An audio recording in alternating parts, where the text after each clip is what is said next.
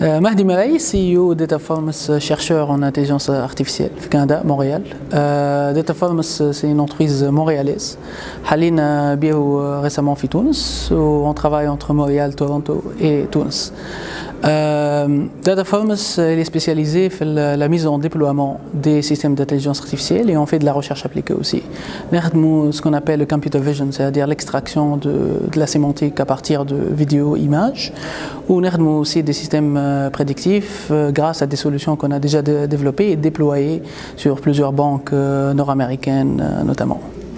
On participe aujourd'hui à l'événement on a travaillé déjà sur l'événement depuis un certain moment, depuis 3 mois.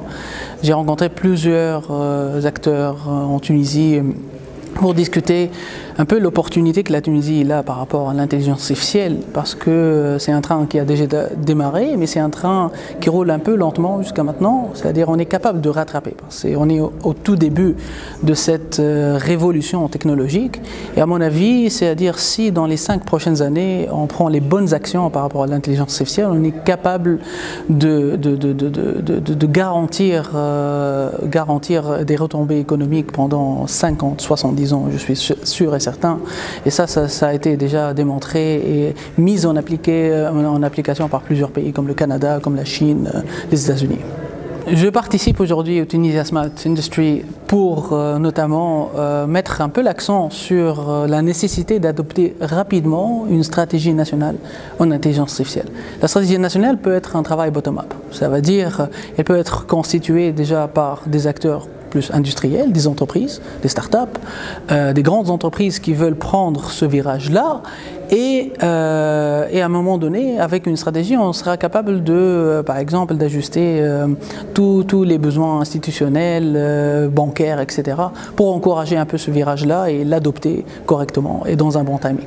Notre savoir-faire est surtout en Amérique du Nord et au Japon. La Tunisie, on vient juste d'ouvrir le bureau, on est en discussion avec plusieurs entreprises qui sont très intéressées et on est même passé à l'étape de préparer comme des démos pour eux, etc.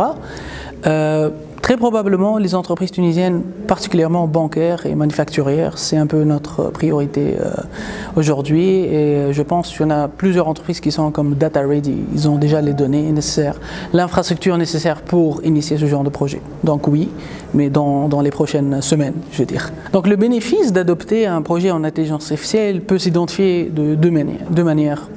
La première manière, c'est l'automatisation. C'est-à-dire, j'ai une tâche répétitive. Et en automatisant ça par un ordinateur, soit j'économise en termes de coûts de main-d'œuvre, ou tout simplement je peux garantir que la machine peut fonctionner 24 heures sur 24, contrairement à un opérateur humain. La deuxième possibilité, et ce qui est encore plus intéressant, c'est ce qu'on appelle l'augmentation. L'augmentation, c'est-à-dire faire mieux, faire moins cher, faire plus vite, faire avec une meilleure rapidité. Et ça s'applique, par exemple, si j'étais une banque, j'ai des décisions à prendre tous les jours. Par exemple, quel est le meilleur prix à mettre ou quel est le meilleur taux à mettre sur, je ne sais pas, sur un crédit, etc.